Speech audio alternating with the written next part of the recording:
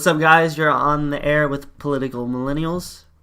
I'm Justin. And my name is Lewis. And we have two guests with us. If you want to introduce yourselves. My name is Tegan. Hello. Hi, I'm Celinda. And we're going to have a group conversation about healthcare because I don't think two people could cover it. Yeah, And we have two healthcare actual Yes. people that know what they're talking about instead of two guys that don't know what they're talking about. Yeah, and that's going to be a good thing. You know, we brought in two people who are very close to the, not so much maybe like health as you're thinking, hospitals and being nurses, although my girlfriend is in school to be a nurse. My sister Celinda works very close with kids and education in the education system. So we're going to get a couple of their perspectives to be able to, you know, feel this thing out and understand a little bit more from the ground up, from the roots of the entire system. So first off, we always start the show. I want to ask you guys, what do you think of the current healthcare system or just healthiness of the entire United States? You know, on just a big scale. What is the first thing that comes to your mind? Well, it's kind of hard. I mean, I'm not a professional in it by any means, but I think that if we're speaking like Americans on an American scale, I feel like it should be a general basic necessity for anyone, and we shouldn't have to worry about, you know, going to the doctor or being able to afford it, especially if we have kids. Like, you know, kids are going to lead the future one day, and as a kid, I think it's, you know, your basic need. Basic need. Okay. So that was Celinda talking. I know you won't see very many faces or any faces at all throughout this podcast. And most of the time, that's very lucky for y'all because me and Lewis are not good looking. Yeah, definitely not. Justin, speak for yourself. I'm just kidding. That's messed up. And this is Tegan. Tegan, what is, you know, same question. What is your perspective of the healthiness of the country, of, you know, healthcare in general here in the United States? Healthiness of the country is almost kind of an obvious, I guess, because of just the cancer rate and obesity rate and the type of food that we're getting. I feel that it definitely needs to be a necessity for, you know, everybody to have basic health care, especially too with all of the medical advances that we're getting. I mean, you know, the medical field changes almost every single year, it seems like. And these machines are costing more and more money. I mean, who are they going to charge? I mean, it's not going to be, it's going to come out of, everybody's pockets. I mean, it's going to come out of pocket, definitely. And I don't know, I feel like the more expensive that these machines and, you know, all of these rates are going up, I mean, we've got to get everybody basic health care. A lot of people are going to die, you know. Are dying. Yeah. Already. Currently are dying. 2 words, we're fat. Yeah. We're the fattest country in the world, and we don't have universal health care. I think that's correlated. Yeah. There was a statistic I was reading. By the year 2020, 1 in 3 adults in the United States will have type 2 diabetes. Not type 1 that you're born with. Type 2 because of what you consume in your day-to-day diet. That blows my mind. There's 4 of us here, and 2 of us are more than likely going to have it here. You know, I mean, maybe, I don't know the percentage. 1 1/3 of us. 1 1/3, yeah. So 1 and maybe my dog might get type 2 diabetes. You know, in the next 2 years. You know, by that time, it's going to be it's going to be the norm. You know, it's almost the norm now. I can't think of anybody I don't know older. You know, this is hitting generations of like the 40s and 50s and higher. That's you know, putting emphasis on the fast food restaurants and, you know, just just having it so quick. I mean, it's very convenient. I mean, the world keeps getting faster and faster. I mean, how are we going to get to that point? And even so, like, you know, we go to the store and salads are like $9 or $10 and you get a burger for $2. Yeah. I mean, that's a good point. Yeah. Well, I mean, if a bottle of water is like $2.05 and a large Coke is $1.95. $1, yeah. I mean, you're gonna pick the better tasting, the bigger portion, The cheaper amount. and the cheaper amount every time. And you don't really care. Maybe most people don't care what they're consuming. I mean, I eat fast food probably 5-6 times a week, so I can't say. Yeah. And we've all done it. Nobody in America can say we just ate that McDonald's before this. Yeah, I ate a fish before this. It's exactly that. It's convenience that we have we've adapted and we've strived for it so much. We want everything more and more convenient. So much that we've taken it to the extreme where it wasn't enough to drive through at the window and pick up your McDonald's. Now they actually have food delivery service to deliver that McDonald's to you. And you can order on the app now and go pick it up at McDonald's. Exactly. Yeah, you have order mobile friendly and it's already there for you. Wow. The Chick-fil-A, you can just park in the designated spot. And they bring it out to your car. It's crazy. You can just drive away. Kind of like the Walmart grocery pickup. They're doing it with everything now. Yeah. Amazon has grocery. They'll just deliver it to your house. Oh yeah, so, that's true. And let's not mention Blue Apron. Blue Apron. Yeah, I use Blue Apron. We cook 3-4 times a week with Blue Apron. Them delivering it right to our doorstep. The good thing about it, we do the vegetarian portion, so it is. It's working out pretty good. It's nice. I have a question. Well, I eat Subway, so I'm fine. Subway's pretty good. How do those boxes? How do you know when they're getting delivered? They get delivered every Saturday. I have an app just on my phone, and you can set it up and it keeps track of like where it's delivering and where it's at, and then it'll tell you. It'll send you a notification and be like, "Hey, your box arrived" or something. And it's like in a refrigerated pack. And they have like this big ice pack at the bottom with, like the covering stuff, and it's got every single vegetable portion size of the spicings down to the T. So all you have to do is look at the instructions and put it together. How much do those typically run? It's like $60 a week. Yeah, about $60 and a week. It feeds you for the whole week? For about 3 nights a week, 4 nights a week. So that's about the price of fast food. Yeah, are you afraid that like anyone will ever steal it? As people know what these boxes have. It to the wrong door. Actually, they've delivered it up until about 2 weeks ago. They delivered it to the wrong door. Yeah. So I mean, it's happened. But they do it pretty early in the morning, so we usually get the box before we go to work. Yeah, before we step out. It's pretty cool. Well, that brings up a point because if people are willing to steal Blue Apron, obviously they're in a position where they need help. Like they need help from somebody to get them food that they can eat. Not just McDonald's dollar menu. Like that's not going to get them anywhere. So, I guess my question to the two healthcare people would be: what would you put forward to fix it? What would you do if you wrote the laws? How would you make it easier for everybody to get access to healthy food for less cost? Obviously, you got food stamps and all that, but what do you think would be the best option?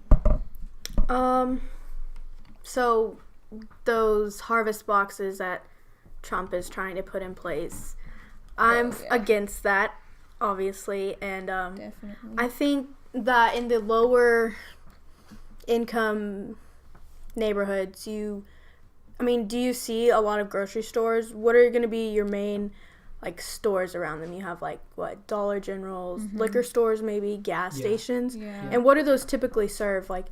Candies, junk food, dollar Yeah. foods, anything you can get cheap and that'll feed a family of 4. The candy's filling, so it gives you the illusion of eating enough. But you're not getting any nutrition You're not getting your whatsoever. nutrients. Yeah. That's giving you more chronic illness, which gives you more money to the healthcare. I think a lot of those neighborhoods are in what they call, I think it's grocery deserts, where they don't have any grocery stores. I never thought about that. Those families, if they're, in lower incomes, chances are they don't have proper transportations to get across town into grocery stores. This is why we like having other people on. You need maybe, grocery stores more convenient and conveniently located to, that lower side income families, where they're able to go in and get, good produce, not the produce that, is going to suck or you're paying, outrageously high for. Yeah. So not necessarily Walmart's, but produce stores, actual Produce stores. places to go in, fruits, vegetables, stuff Yes, like that. like a United or something. If you don't mind, let me come back at that because I have a feeling about it. Their entire purpose was to scale back cost-wise. We were talking about people eating healthier earlier in the first portion of this. I don't think it's necessarily such a bad idea, because when you have these pre-made meals, or not pre-made, but you give the ingredients and things of that nature straight to the doorstep, you're going to see the food people are eating be a lot higher quality. You're going to see a lot of, I would say, almost jobs created with the farmers and the farms that have to grow these type of foods. It's not an easy job by any means, No. You would start to see a lot of people's diets change for the better. And I don't necessarily think it would be a bad thing, because most of the time, from my personal experience, when I've gone to the store, when I've gone to this or that with people who do have food stamps, who have the EBT cards, a lot of the stuff they buy is not food. That's very true. You're getting energy drinks, you're getting candy, you're getting gum, like you were saying. And that's a very microcosmic portion of the people that do it, that are technically using the fraud. So with that being said, how can we almost meet in the middle, where people are getting a better diet, but at the same time they get, a choice, because maybe a choice is better than nothing at all. Well, Sorry for the dog growling, by the way. I don't think it's fair that the government is trying to put in place restrictions on what poor people can eat, just because they are built into that, lower class standard. You have the rich people who can eat steaks and go out to fancy restaurants. Okay, great for you, good job. And then, they can buy whatever groceries they want. Meanwhile, you have these poor families, families of 4, 5, 6 kids, who you're putting these boxes in place, and they don't get they don't have a chance to pick out what they want at the grocery store. They don't get to pick what kind of cereal they want in the morning. They're literally forcing them to eat something to survive. And have y'all really seen some of these foods that they're giving these people? They're not good. I saw this video on Facebook, and this lady, I'm sure a lot of people have seen it. It looks like frozen dinners that you get at Walmart. Like it looks horrible. I mean, it's like a really small piece of chicken with some frozen sauce over it, and then corn. But I mean, who's to say that's like, what you were saying, how people might change their health decisions and everything. Well, who's to say that's healthier for them than what they would have bought at the grocery store? Because, I mean, that's just as much process as what they were going to buy for what they want to eat. And these boxes come once a month. And they have a the servings are going to feed a family, typically for a family of 4. Yeah. And that's where I was going with That's this. just not But like, that's just you enough. have situational situational things in families. Like growing up, let's say like Lewis wanted 2 or 3 helpings, meanwhile I got 1, or I'm just making that up. But like you have those kids, every kid is different, and as these kids are growing, they're going to need more and want more food. And that's not to say if you got raising a 16-year-old football player, he's going to eat like twice as much as everybody else like together. A grown man. So But like what you were saying earlier, you made that point where, what if the kid has an allergy? Yeah.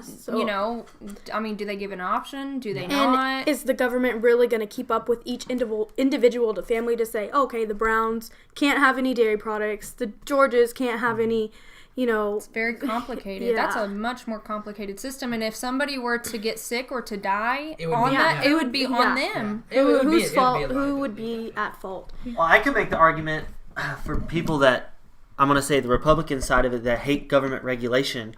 Yeah. Are you really going to be supportive of something that says the government chooses what you eat? Well, I want to bring up a that point would too, be- because everyone was talking here, about not getting a choice, but it was kind of like that in school. We had a lunch menu, and we grew up from K to 12 without a choice of what we wanted to eat. Those that were privileged, though, got to get, a lunch. If they didn't like the school lunch, their parents made them lunches. And some kids weren't so lucky. They didn't have a choice. They had to eat that food. It's the same thing with the box. They get a choice whether, if rich people wanted that stuff, they could go out and get it. But they don't want it, so they get their own food. I just feel like everybody should have an equal opportunity to get the foods that everybody else had, instead of sectioning people out and making them an outlier. I think don't do that. I think the issue of not choosing food at school would be less of an issue if the school food was better. If it was good food, Agreed. if it was good chicken nuggets or a good burger, you would probably be okay with your two choices. But since they're both bad, you're like, hold on, I don't get a better option here. Yeah. But you have like so many regulations that are put on school food. It's literally called federal food for a reason. You have cheese that doesn't expire. You have milk that is stored in closets that is not refrigerated until you open it. It's just so many things.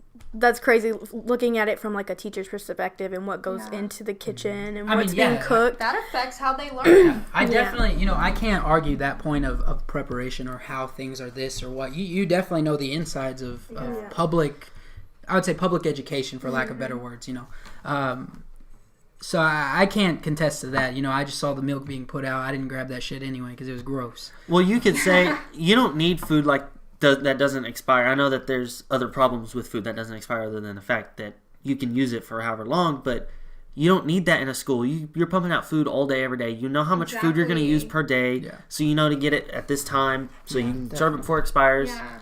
You don't need cheese that doesn't expire because you know you're going to serve 500 kids a day. It's just this food that is going into schools and getting, paid for by the government. That's exactly what's going to be out in those harvest boxes. Things that don't go bad. Things that people, would rather be like, I don't want this. I'm going to go get like than the food that they're already eating. I'm going to go get a $1 burger from McDonald's. Like, exactly. I don't want to eat this tonight. Which, I don't know which one's healthier, but they're both bad.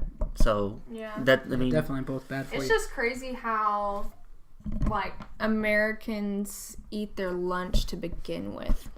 Remember that documentary that we watched where they were showing the differences between what they feed kids in America at lunch versus what they feed kids in Europe? They have actual chefs that prepare every single meal for them, and they cook it out, and they have a nutritional value on the menu and everything. They have an entire staff, and it's fresh all the time. And that's a job creator. That's crazy. So what she's referring to is actually a documentary on Hulu. If anybody has Hulu, it's called Where to Invade Next by Michael Moore.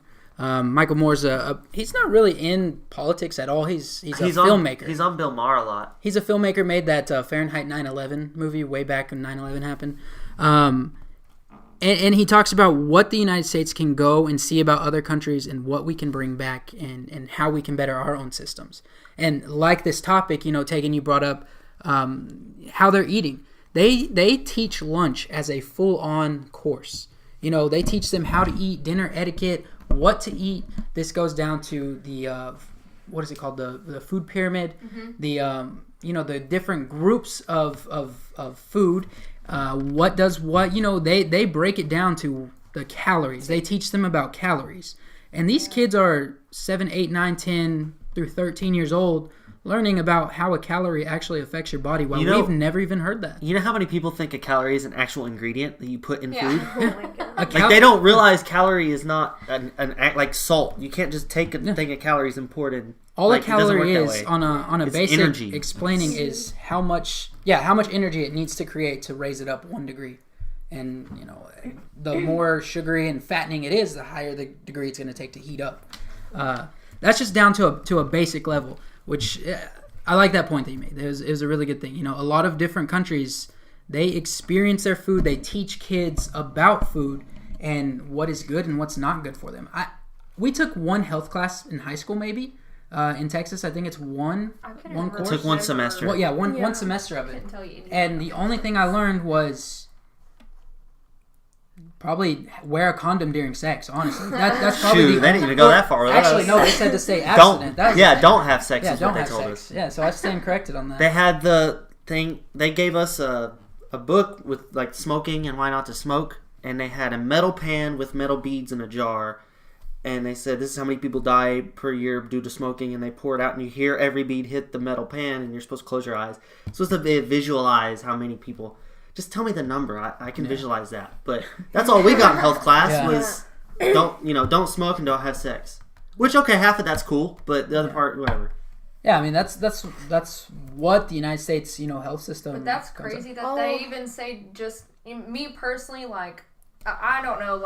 Everybody's gonna do what they want to, but I don't understand why our health system wants us to tell kids to be completely abstinent. I don't know, correct me if I'm wrong, but no matter if, you tell kids to do something or not, they're going to do what they want. The more you tell them not to do it, the more they're going to do it. Yeah, exactly. This is a great segue into, how the healthcare system for Americans is understood. Because sex education is a huge part of healthcare. It's how humans are created. Starts with education. And if I'm not mistaken, I think the United States has one of the highest teen pregnancy ratings. Celinda, do you know the stats on that actually? No, but in like most recent years, it is going down. It is going down. And a study has come out saying that it's actually not better, but it's not beneficial. But I don't know the right word for it. It's almost viewed not so bad if you are a younger mother today because you have more is the longevity the word for it? I don't know. Well, there's no social stigma on it anymore. Yeah, definitely. To do things with your kids and productivity with your your kids, because these health care concerns are coming up, and they mostly happen with like older people, and that's just because they're alive longer, they're prone to more accidents or whatever. And I do know that the teen pregnancy rate is going down. We'll see how long. Do you know of anything that has been put forward legislative-wise that would help, that you could contribute to the decline? Or do you think it's just... No, well, I really think that it does start with education in the classrooms with adolescents and these younger kids. A tip to anybody who's listening to this, Celinda hit that right on the head. The most basic point of anything, the best understanding is education. That is what can solve everything. Education on health, education on sex education, anything. Yeah. Education is a tool. Education is your weapon. And lack of is a tool against you. It helps if when the parents are involved as well. Like, I know it's awkward for parents, and you never want to have that talk with your kid, but it's don't. You need to be honest with them. Yeah. Like a lot of parents, don't want to imagine their kid ever, even getting to that point. And there are a lot of conservative people that are just like, don't do it at all. But in reality, your kids, like I said, are going to do it regardless if you tell them to or not. I mean, everybody's curious at one point in time. Parents almost like exotify sex as if it's, life or death, the worst possible thing. Yeah. I think like if they just... It's going to change your life forever. I mean, it just... I mean, it can. It very well can. If you're not educated. I think if they just normalize it from the beginning and, tell them, what it is straight up, and take those safety precautions, then I think it would be, a lot more beneficial for people. And I mean, America talks about sex, like you said, in a really negative way, but other countries like Italy and stuff like that, they romanticize it, so it's more valued, I guess you could say. I mean, how they teach it. Yeah, like how they teach it. If you're going to talk about it in a positive way, I mean, more people are going to want to wait. But if you just talk about it in a negative way, they just want to do it to get it out of their system because they want to know how it is. Because they're always told no. That's a good point if you look at it from the difference in culture between America or Italy or France or whoever. Just if you just listen to music, that's just the first example that comes to my head. There are so many songs that treat sex as, from a male's perspective, as a dominance thing, and from a female's perspective, as a control. Like you can control a man, or the man has power over the woman. And if you treat it like that, then everybody's going to have a negative view of it. Whereas, if you go to another country where they teach it as if it's special between two people, blah, blah, blah, blah. It's treated a lot better, because in America, we don't really treat it the way it should be. Yeah. And, like you said, it's a cultural thing. It's how we were raised. It's how early America viewed sex. We were a Christianized country at one point, and unfortunately they're not so liberal on sex or even sex education, anything like that. Pointing back to that documentary you're talking about, Where to Invade Next, he was talking about the I believe it was Swedish sex education classes. They were very, not almost hands-on, but they had their teacher naked teaching them. She was teaching them about their body, and it was that was gonna be my next point. It's only weird because of how we are taught to view the human body. Yeah. Because I can look at a human body, especially from a medical perspective. I don't see anything that we're all the same. Right. But I mean, it's only sexual if you sexualize it. You look at a pair of boobs on TV in the United States, and there's some people that are like, oh, well, you do that on TV somewhere else. It's a regular thing. Like when I went to Europe, I went to a completely nude beach. Yeah. And, all of us are wearing all of our stuff because, that's weird for the United States to have any nude beaches. But then when you stop and think about it, you're like, the human body is actually a beautiful thing. I mean, everybody has it. Everybody functions pretty much the same way. Mm-hmm. It's just how we're taught to view everything. It's a cultural thing. They don't censor boobs on TV overseas. For the most part, like England and France and all that, they don't, because to them it's a beautiful thing. Yeah. I mean, it's your body. It's like I made this point last time. When we were talking last week's episode, I told Justin, Instagram would rather take a girl's picture down for her having a nipple in the picture than they would showing an ISIS video beheading somebody. Exactly. They'll let those things go, but a simple nipple that every one of us have in this room, including my dog, have. They'll take it down because some reason we've grown up in a society where sex is taboo, and they do it in a fear-mongering way, where you're scared of it. Well, mainly they scare you with pictures of STDs and all that. Oh yeah, that's mainly all sex ed. All sex ed was just a slideshow of STDs of being scared. Yeah, and it's like, all right, yeah, that's what'll happen if you have sex. I'm sure everybody's heard of Blue Waffle. Yeah. Exactly. So it's TBT. I haven't heard that word in forever. Dang. It's gross. All right, how can we transition from a blue waffle? Not bad, y'all. Let's take a 3-hour intermission. Back to these harvest boxes, or so I do have concerns for it. Like I was asking y'all earlier in the That was a perfect segue, by the way, right to food. Yeah. Fuck. Just go ahead. You can edit this out, whatever. Okay, so y'all. Okay, what kind of neighborhood do y'all live in?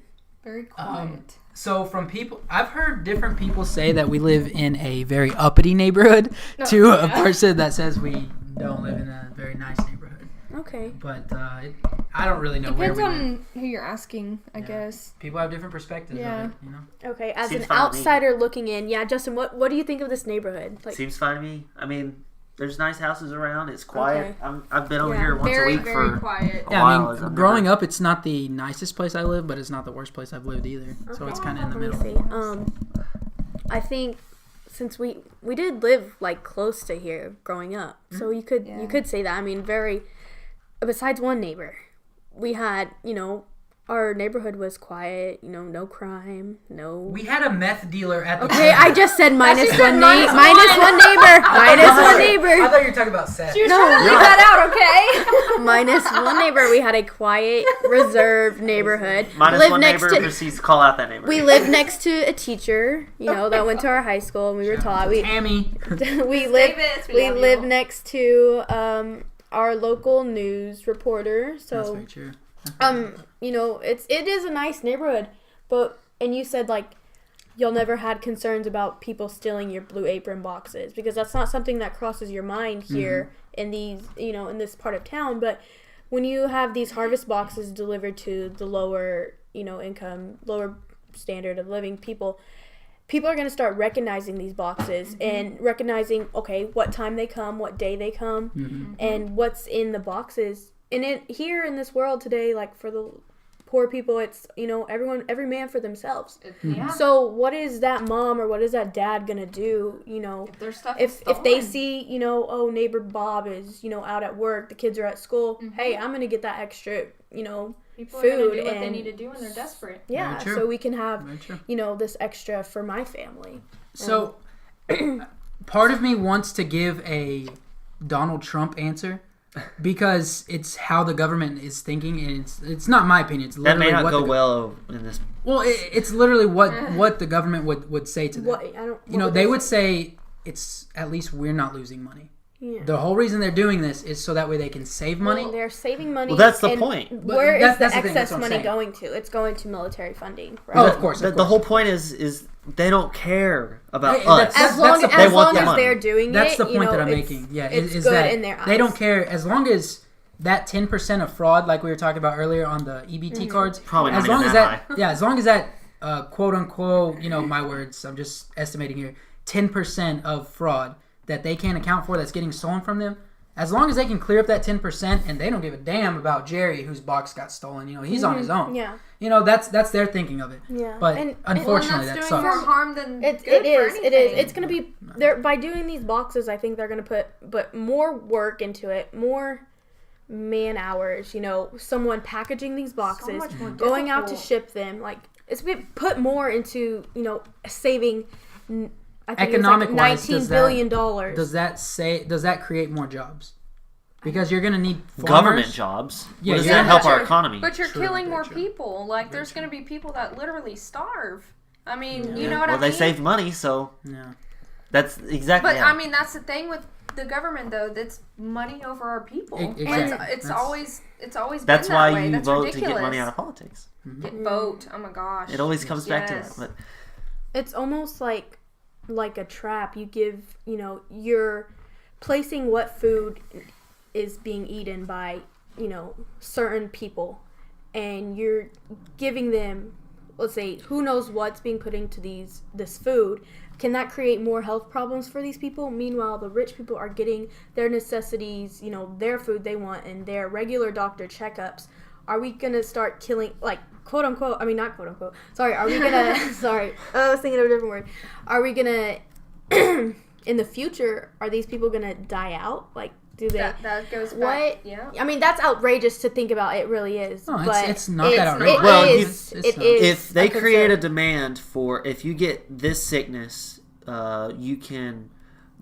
The money government will make money on you, like cancer. You get cancer, the government makes a shit ton of money off of you. Yeah. They can start putting carcinogens in this food. I mean, the food, get more it's people already like cancer, that. and they make so much more money Yeah. off of Bam. you. Do you think the government would do that to Exactly. people? I don't want it. I mean, think that's a little Think twisted. about it this but way. But that's how it is too. Red meat is listed as a #1 carcinogen. It's ranked the same damage as a cigarette. As a single cigarette is what Oops. we eat every single day. Meat. We eat that and put it Because into our body. education of what we should be having is completely wrong. But that goes back to, what I was saying earlier too.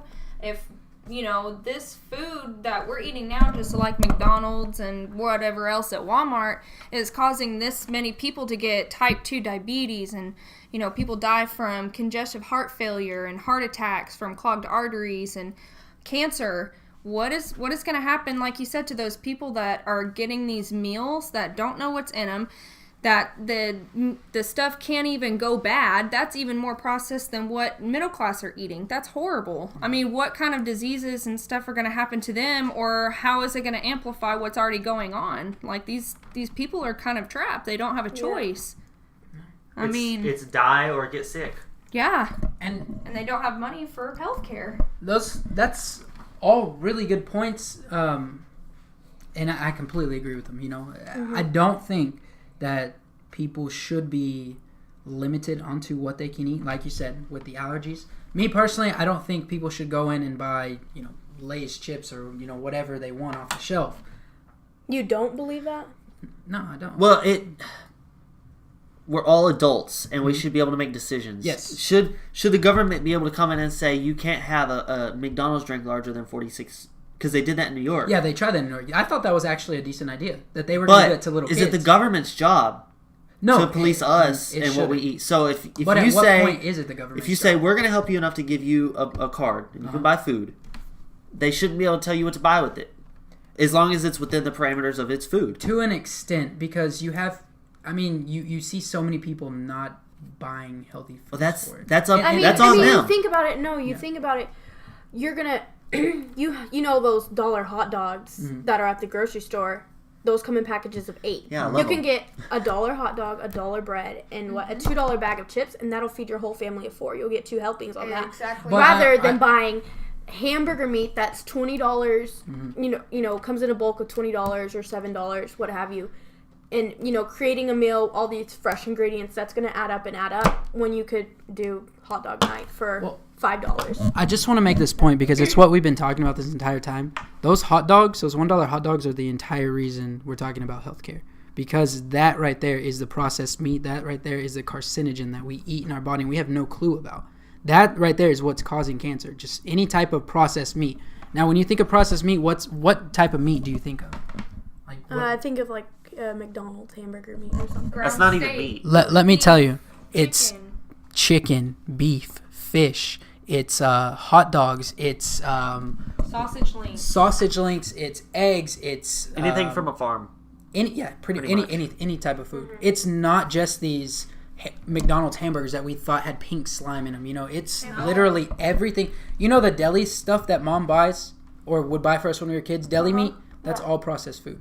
We grew up eating that for lunch. You know, all the time when we were at home. How long have we been putting carcinogens in our body without knowing it? You know, Look at the cancer rates have gone up from back then when everybody used to cook home cooked meals. They've skyrocketed 60%, and that number is coming from the documentary What the Health on Netflix. I'll definitely recommend that one. I saw that. That one is such a good documentary. If we make any money on this podcast, you're going to have to pay 6 different Netflix shows. And we're going to be broke. Netflix. It's 50 cents a piece now. But yeah, these families are buying. Don't say any more brands. These families are buying these cheap food because, you know, it'll last longer, it goes longer. Mm-hmm. Like the freaking 80-cent instant mashed potatoes, those are going to feed family of 4 very easily, and it's so easy to make. Like, dude, And I mean, not being only a poor college student, Yeah. I just ate $1 hot dogs like this past week. And what's funny is that if you are a college student today, you know, you don't have a good job. I'll say that. And you apply for food stamps, you're automatically denied for the simple fact that you don't have kids. Yeah. So it's like, dang, you know, what, you know, I'm a family of 1. Mm-hmm. I'm a single family of 1. I still have to eat. So, yeah, I still have to eat. So what do? You're going to eat food that's not good for you. Mm-hmm. You can't afford, like, a vegan diet. Well, I'm sure, like, a lot of people in college can, but they have, you know, they're going to have, like, other expenses, like, you know, their moms or dads send them money a week or a month, whatever, for these things. And they don't have to worry about, you know, paying rent or paying bills or all that. So it's like we're kind of forced into a bad health because we're eating this stuff from the get-go. I don't know if we're forced to, but you know, these $1 hot dogs that we eat, there's a reason that they're $1 because they can make a mass amount of them for nothing, you know, and you're making a profit off of $1. Just think about that. Yeah. How cheap do they make these things? How healthy are these things actually for you? It's unfortunate that we weren't ever taught that because I was never taught that ever. I had to learn that, you know, through documentaries by myself. And we've been eating this shit forever. Even with that knowledge, people would still buy it because it's $1. Because it's cheaper. Exactly. And they need the food. And that goes to all of this, you know, like the society we live in today. I mean, we're stuck buying the food that's not good for us. Why as Americans do we not all deserve to eat healthy? Yeah. Like why are we not given that liberty? Me and Justin have talked about if you're a celebrity, you can be skinny. You can hire a chef to make any fucking good food for you. Anything you want. Yeah, anything and everything you can afford, you can buy. But that's the thing, you have to afford it. Justin likes to use that term. It's not attainable. What is it? It's obtainable because you can buy it. Yeah, exactly. Yeah. But to everybody, it's not obtainable.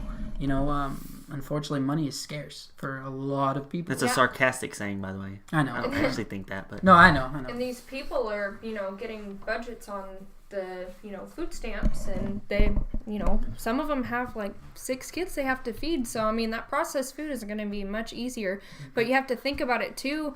A lot of it, you know, if they're on food stamps, more than likely they have a job that has a lot of hours, and a mom's or dad's not going to want to come home after working 12, 13 hours, maybe 2 jobs or 2 different shifts a day, and cook for 6 kids, because cooking is a lot of work. Very tedious. Very tedious. So they're going to want to do something that's convenient and easy for everybody to eat and what they like. Do either of y'all know the average budget that they give you for food stamps? Well, Like, I know it probably varies on How many kids and income and all that, but income, I really couldn't tell so you. if I would say at $30,000 a year, 6 kids, how much do you think they give you? About a month? I have no idea.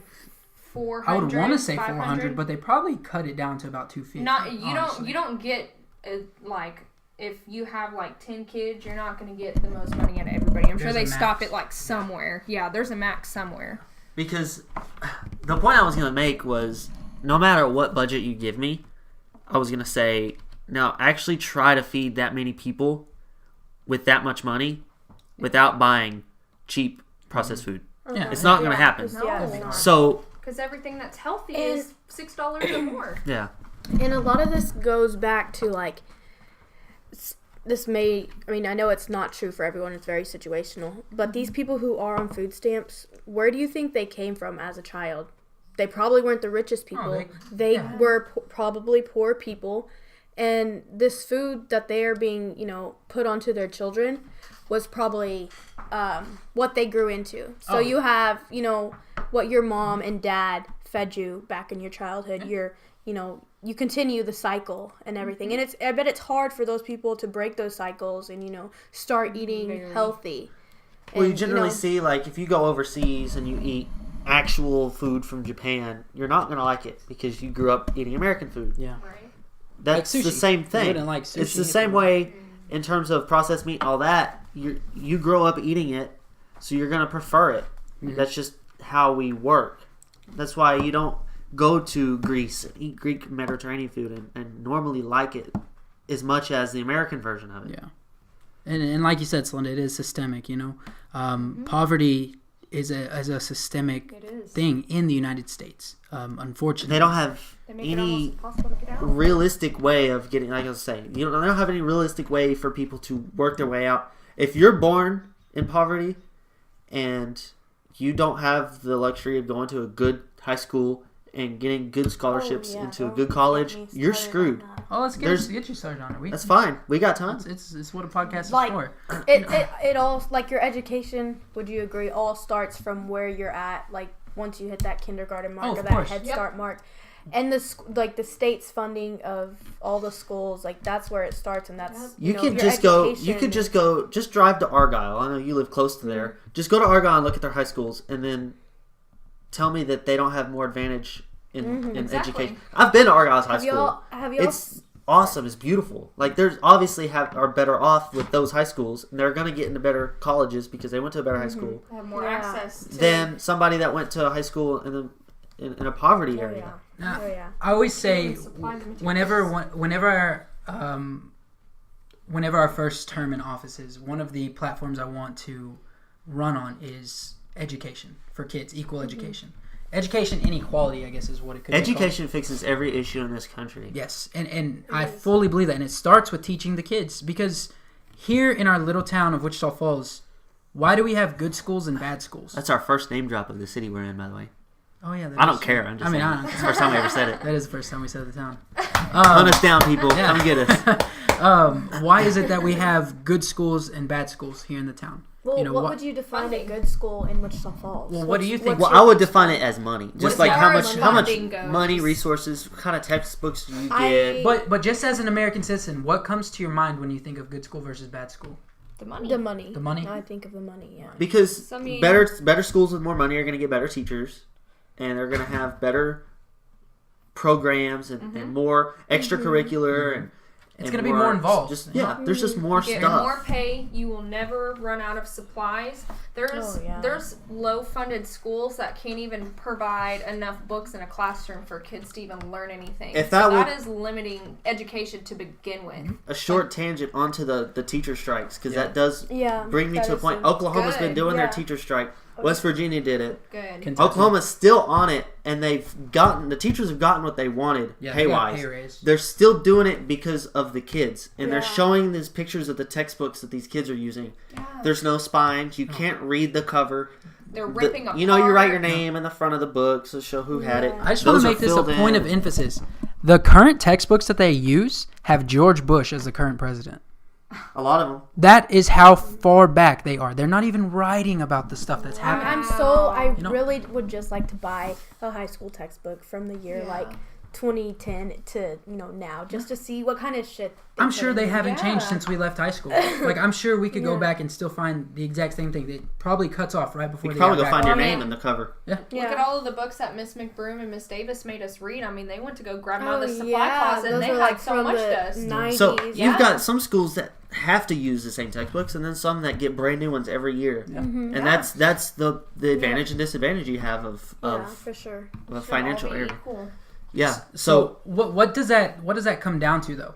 Like Government I mean, funding. these- They're public Yeah. schools. And you think about it, what your location too. That's what I was about to Your poor families are getting those crappy schools with less funding, less supplies, crappy teachers who are just put into that pile of school. First year teachers, And you know how hard it is. because they don't get paid enough to And do it's it. it's hard. I know in this town because I've seen it in my family to get into a school that's out of your district or out of your area. Yep. It's not easy. Yeah. So it's not even the sense that you could just send them to another school because a lot of times you can't, Yeah. and you're stuck in the school that your area. And if your school in your area is poor and doesn't have the means, then you're screwed. I mean, you just don't have the advantage that a lot of kids do. Yeah. And that does come down. I know it's not on a federal level; it's on a state and local level. But if it's, I hate to say trickle down, but it is in the sense that the government's not funding the city enough for education. The city can't pump the money into education because they have a budget. I guarantee you, though, that if a lot of, let's put Hershey into, for instance. Me personally, I think that's the best high school out of all three in the city. So Don't leave out City Yeah. View. Everyone lives out City View. technically, y'all are a different district, but no, crap. I just forgot what I was gonna say. Oh my god, commercial, yeah. Nope, I lost what I was gonna Okay, say. I have Yeah. a point. So, I work in the DFW at what's similar to like a Head Start, but it like teaches more than just the earlyhood child education. It goes all the way preschool, pre-K, and then you have like your school agers. And I'll give you a good example. My job is not in the best neighborhood. There's businesses by it. It's the exact same name and brand of another one, which is right around the corner in a nice neighborhood. You walk in there, it has its own gym. It has its own cafeteria. Wow. It has everything. For the classrooms are bigger. They all wear uniforms. And then ours is just not crap, but crap. Yeah. And Yeah, compared to it's probably half the size of that, but most of our kids in there are CCMS families, which is like government paid daycare that families are on. And when it comes down to it, most of those are black families, Mexican families. They're not your white kids. Minorities. We have Minorities, we have yeah. one.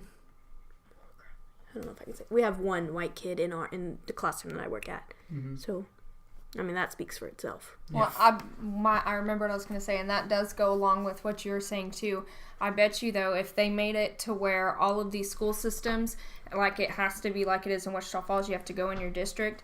If some of these kids that were more fortunate to begin with get put in these schools, something would change really freaking quick because they'd pretty much get a slap in the face. Well, because the parents Parents would care. yeah, exactly, the parents would go. exactly. But a lot of times the parents of the kids that aren't advantaged, they don't have a chance to speak their mind because they're too busy trying to survive. Trying to Even- survive, yeah. literally. Yeah. But the rich families, and I don't mean to attack them, rich families, but the rich families they have time to go in and get involved, do stuff, Look at make the PTA involvement in Jefferson versus,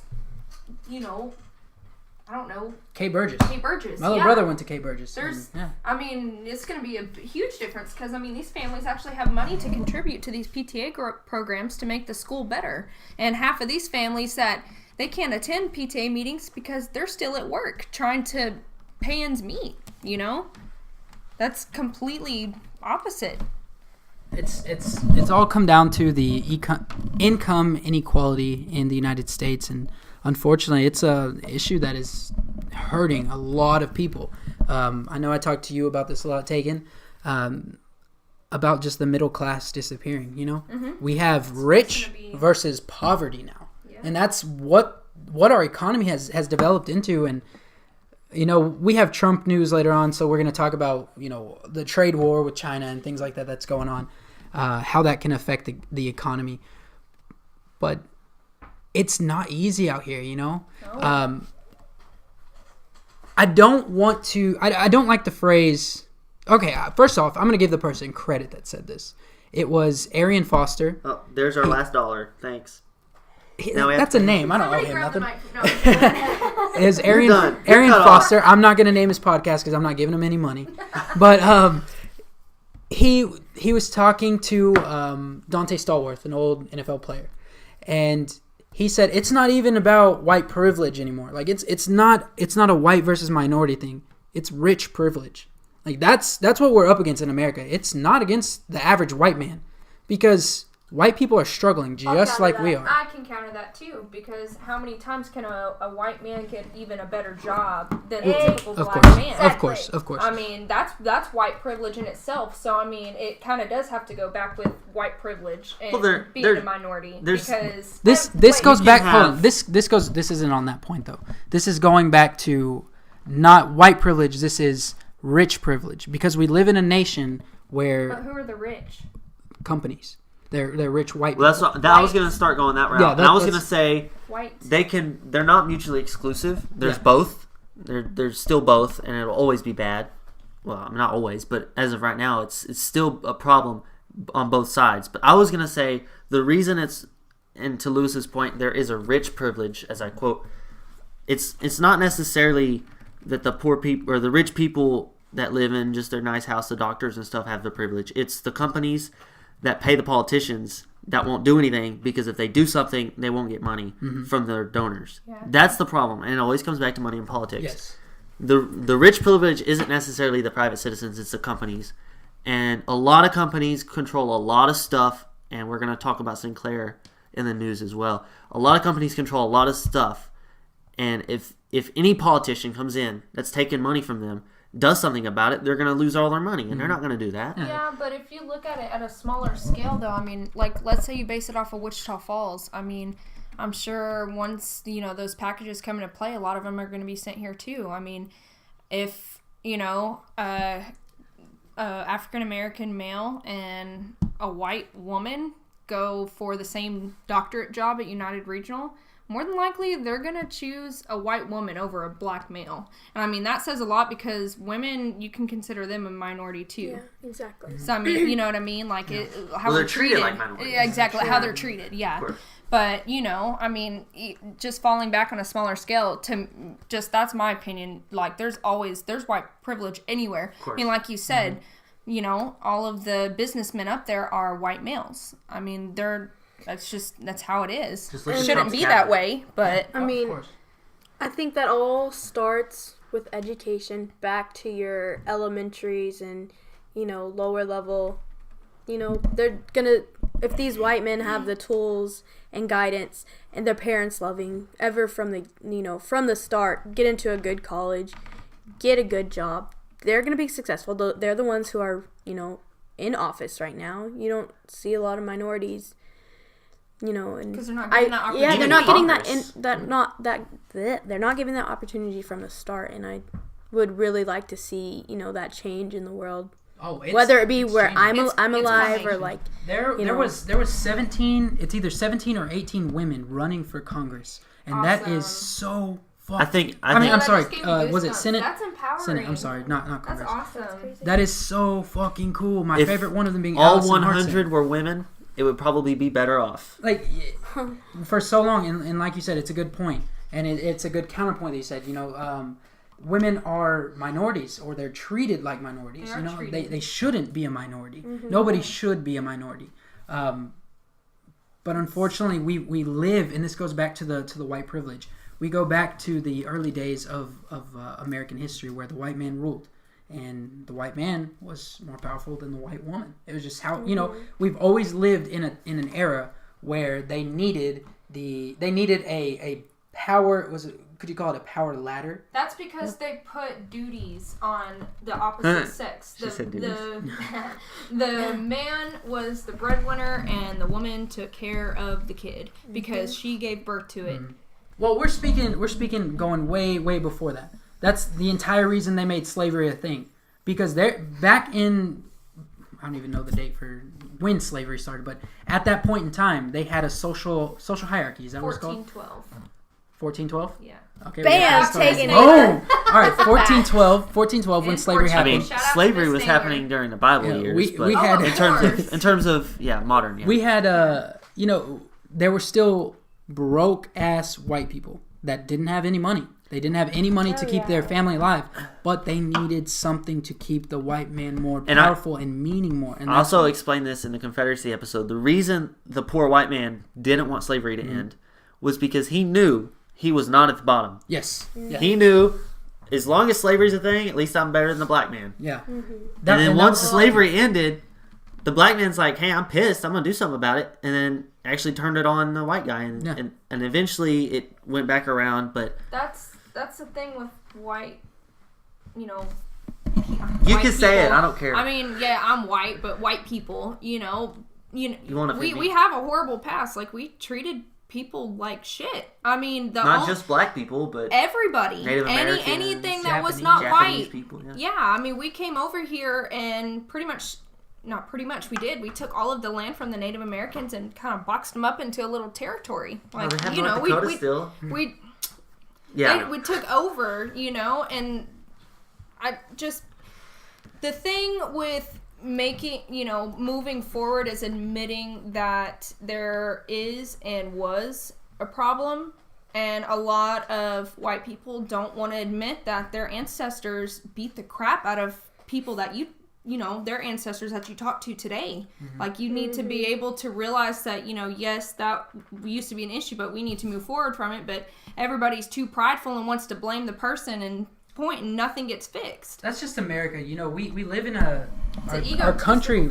Literally, we were made an egotistical country. We didn't want to be a part of Britain because we were better than Britain. We left. We wanted to be our own. That right there spawns ego. Yeah. We wanted as much land as we could get. We killed everybody here that was there because we already took on Great Britain. Who else could fuck with us? And then we're gonna expand and kill everybody in our path because this is ours now. And like I said a couple weeks ago, the same reason we have the outdated gun laws. Because back then you needed a damn gun on you because we just fought Great Britain to get our independence. Like, who knows if they were going to come over here and try to, put us back underneath their ruling again. Exactly.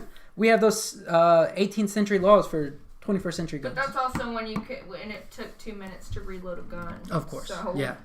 Well, that's a whole nother topic. I was going to make the point that there's only one type of person that can fix this from its core, and that is a white man, and his name is Bernie Sanders. Yeah, 2020. Bernie Sanders. Yeah. I just wanted to get my weekly Bernie shout in there. So I mean, do you guys have any short topics we can either debate about or talk about? Anything that you're personally frustrated with? I know both of you are students in college. Are there any issues? Anything you have to? We need a petition. I'm not in college. But I'm going to say, speaking on behalf of them, they need a petition to make the day longer than 24 hours. Because that would probably help a lot of people. Isn't right now in Florida, they're doing the permanent daylight savings? In Florida? They do that in Arizona. I know in Arizona they do. Yeah. They're starting it in Florida just to make more money because, tourists will be out. I mean, I don't feel like this is a big topic. No, but it's not that big a deal. But. I mean, but it goes back, money back into businesses and money, well, that's okay. Aspect of it. It's okay in the sense that we have to keep our economy flowing. Making decisions like that based off of money is not that big a deal, but when the government's making decisions because they want more money, that's when you get a little. That's when the boundaries. Of course, you could cross the line on the company side too. Oh, of course. But Well, I mean, me and Justin have a couple topics we want to talk to you guys about and just kind of engage with you. This is just our random topic, Trump news, all thrown into one. And I know Justin wanted to touch on this. Have you guys heard anything about the company named Sinclair? No. Have you heard anything about it? So pretty much, Sinclair is a media organization that owns a lot of local stations. So what they'll do is they'll massive broadcasting station. They'll buy little bitties. They'll support your local station by giving you the money. I have. And they pretty much own you, but they gave you the rights to be on Channel 3.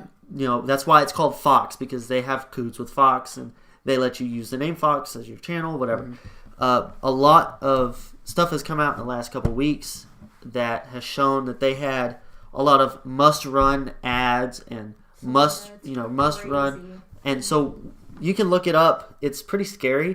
It's insane. It freaked me out watching it. All they do is pretty much give you a script and you have to read it. Play it. Yeah, I'm going to pull it up. I'm going to pause the video for time's sake, but I'm going to show Celinda this real quick so she can actually get a feel of what we're talking about, because it is a very, very scary concept. So after we showed you this video, pretty much a rundown of it, this is how politics works, and this is a scary part of how laws are made. So Sinclair Broadcasting is the biggest media corporation in the United States. They own the most TV stations.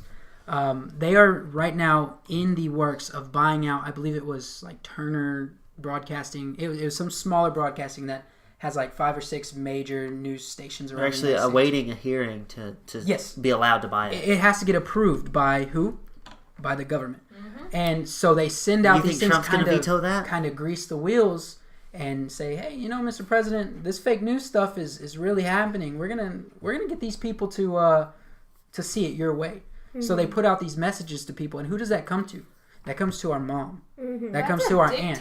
That comes to our uncles that listen to News Channel 6. Listen to News Channel 3. Fascism is control of the media. Yes. You control what your people hear and what your people are allowed to express. So if you have somebody that wants to do a political podcast that's left-leaning, fascism would say, no, you can't do that. They'll take it down, and we'll get fined for it. Nobody will ever see it. And so this is kind of a step towards that direction. You're having a company that Donald Trump has openly supported, controlling and forcing every station to run a script that is pushing his agenda. And I think that's it's not good. It's not good for democracy. Yeah. I knew that was happening. Yeah, but I didn't have proof. Now here's proof. It's not giving anybody the option to see it otherwise. Yeah, of course. Yeah, because you're gonna trust your local news over CNN and Fox, and that's why they do that, because they know where can they hit the most average American in their news. I know my grandma and grandpa always watch the news at 6 every night. Mm-hmm. Yeah.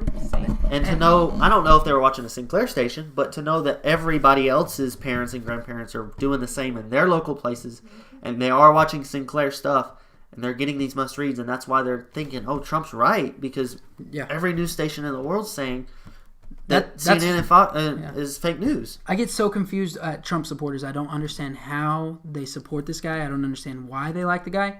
But you turn on Fox News for about 15 to 20 minutes and you'll understand why.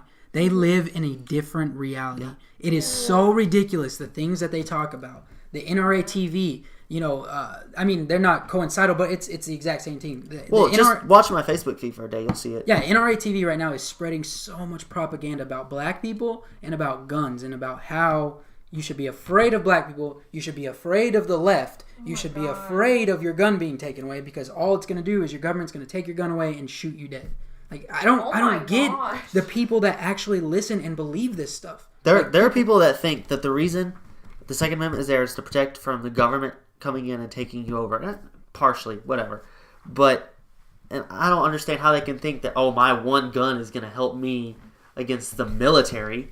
But so what the NRA is doing, their main goal is to sell guns. Yeah. You can't say that they're not biased. They want more and more guns. They don't care who gets them and how they have to sell them. They want to sell guns. They're biased. Yeah. So how anybody could trust them in having some kind of valid opinion on guns is beyond me. And that's why Fox News, one of the biggest donors to the NRA to Fox, You know, that's why they push so hard for you. Everybody at this table's heard it. Teachers with guns. Because that just sells more guns. It sells more guns. It creates more money for more problems, and it creates more problems, and that's going to create more money. You know, just at this Google shooting, the NRA TV was saying, look, this is a gun problem everywhere. Everywhere needs this. Everywhere needs guns. Everybody needs to have an AR-15 with them. Da da da da. And you're like, why the hell do you need an AR-15 on you? Know? So I always, and we had a guns episode, but I always like to make the point of the Vegas shooting because to me it illustrates the problem with everybody having a gun. Exactly. If everybody in that crowd had a gun in Vegas, they wouldn't have known where to shot. Exactly. So what happens is the bullets are raining down, people are falling, everybody pulls their guns out, and they're looking, who do I shoot now? Everybody's got a gun, people are still dropping. Then the cops pull up. The cops are like, who's doing it? People are still dropping, and they don't. Everybody's got a gun. What do they? So they're gonna do the same thing and just take everybody out. Yeah. That's like unless they're white. That guy. What is it? What is even from Celinda's favorite band? What was that one that came here? Josh Abbott Band. Josh Abbott Band. Josh Abbott Band. They were actually opening up for that guy at the Las Vegas concert. Jason Aldean. Every single one of them said that they had their concealed handgun license and they had their gun on them. But they said two things: if I pull out this gun, who am I shooting? And number two, are they going to shoot me because I'm the one with the gun? I have a gun. And they said at that point on, they realized that you don't need a gun to stay protected. Yeah. They completely changed their political beliefs based on that one situation. Dang. And that's what we're seeing. It's kind of like, it's kind of situational. That's a good example of it. You don't know unless you're experiencing that in that time. I think you have a bigger standpoint on what, like these kids in Parkland. Exactly. They experienced that, 6-minute shooting or whatever. I forget how much long it was. And that's why, they're so vocal on it, and it happened to them, and it happened to other schools everywhere as well. But, the media is attacking kids. Yeah, but it's like making these kids, If every single one of us have to go through a shooting of some sort to finally want guns be gone, that's a scary ass world. Yeah. If that's what it takes for. If you can't put yourself in somebody else's shoes and say, look, these kids are getting shot in a school, maybe we should do something about it. If you can't put yourself in that perspective, then there's no help for you. And I just want to go on a rant real quick. This past week, I was in class, and my professor told us at the beginning of the class, she said, I'm sorry if I have to, if I answer my phone in the middle of the lecture, my daughter's middle school just got threatened to get shoot up. Oh my God. And everyone is just like, oh, more wow. important than everything, right? Like, wow, that's big. But, we listened to class, and it was almost like a normal thing. Like everybody understood. She didn't cancel class. She wasn't, I have to leave because I have to go, check on my daughter. Yeah. It was, if I get a call, very calmly about it, like as if this is almost normal. Well, that's what it is. And it shouldn't be that way. Could you imagine? But she did get a call. But then, it was nothing, I guess, because we finished class. I like that because I want to go on in a small rant about what happened this weekend. I'm gonna go take a nap. Let me know. This rant goes out to the mayor of Wichita Falls, Stephen. Yeah. Hey, I'm involved in this. Stephen Santinella, however you say it. Santinella. Apparently, this man believes that his child's events on the weekends are more important than his child's life in school. Okay, I can counter that. I also disagree with that a little bit. I don't disagree. I think. He said, okay, so the broad... No. Go ahead. Let me see. Let me just come in on this from a child's standpoint. If my dad worked 5 days a week, okay, first of all, growing up without a dad, so I don't know what it's like, but... First off, he's a mayor, so it's more... If my dad is a mayor, and for the right reasons, they're his kids, and, they're obviously taught... he's right and he's doing a good thing, which I have no idea what he's doing. I did vote for him just because I saw his last name, and that's the idiot of me. I was like, oh, okay, Mexican guy, I'll vote for him. He's a so okay. Coming from a child's standpoint, if my dad worked 5 days a week, always busy, always stressed out. You're the mayor of a freaking of a city. What has he done here? I don't know What's what so he's done here. special about I don't know what he's done here. But if all I got was 2 days with him, I'd be kind of mad. Like, I would want my dad for those 2 days. I'd want him for those 2 days. Yeah, so we'll tell the story, and then we'll let you say your beef. But go ahead. Because So I might change my mind. I don't know. I also say that I think that's a little bit far-fetched, but depending on what type of event it is. If he's just chilling out with the kids at home, bullshit. And number 2, I want to make this point. This is the single biggest march around the United States since probably the Women's March. which he didn't go to that one either. So I'll back you on that. And I want to make these assumptions about him because he's been against the LGBTQ community before. And this is about his 4th or 5th strike with me. So I don't like him, and I'll say that publicly. We've talked to you about it. You don't hold any type of town hall meetings for any type of input in the town. Why you don't, I don't know. I don't know if you're scared. I don't know if you don't care.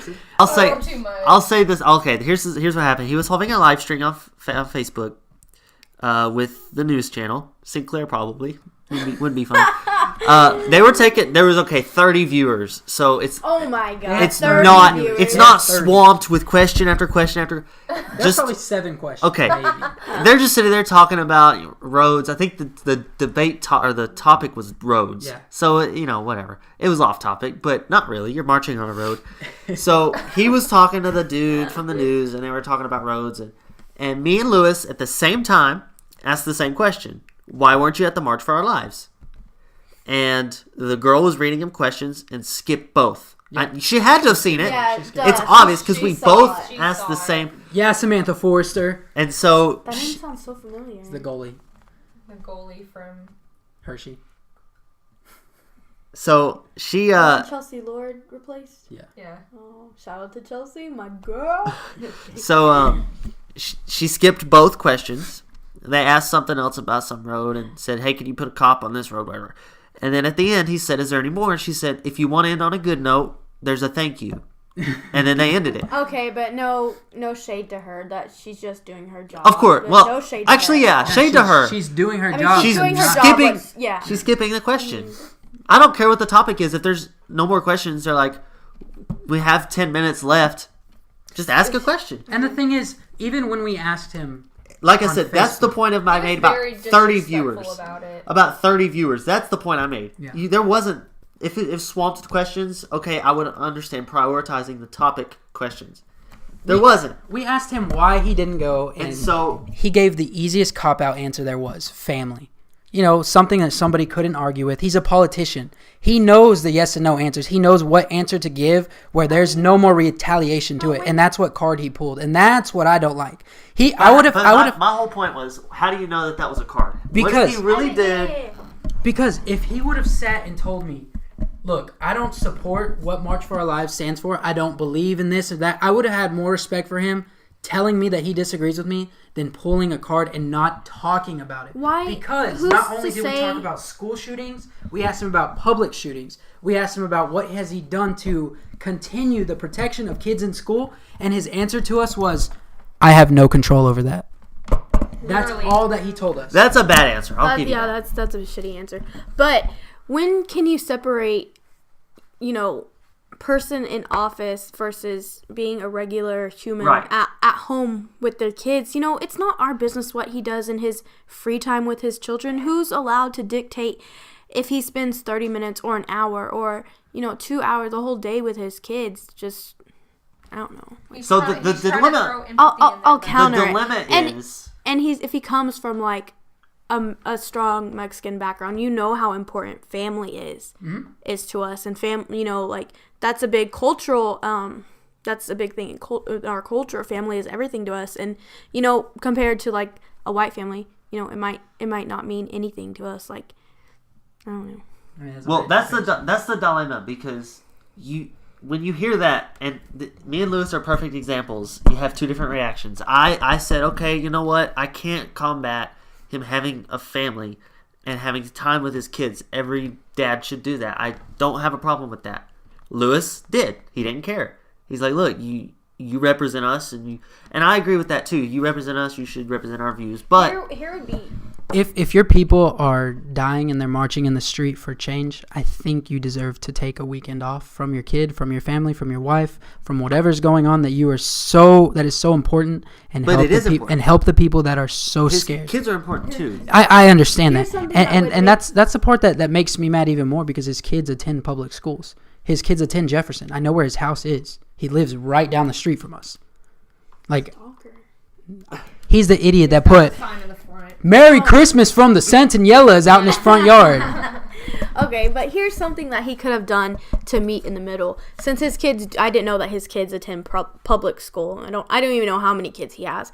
But if he answered that question, if he had 2 kids that attend public school, why not make it a family event and open up these kids to, this political side of life, and not just like fun on the weekends? Why can't they go in and take a moment, take what we're at that march for a whole 2 hours of a Saturday morning. That's the point he was trying to make. Yeah. And you know what? I actually said that to him. I said that. I said, you know what, Santinella, that's fine. I said, me and my family decided the best way to bond was to go out there and show our support for it. And he actually congratulated me, smartass. He said, "Thank you, sir," or "Thank you for taking 1 hour out of your weekend to do something you believe." He was very disrespectful. That is a little, yeah. And then so he kind of.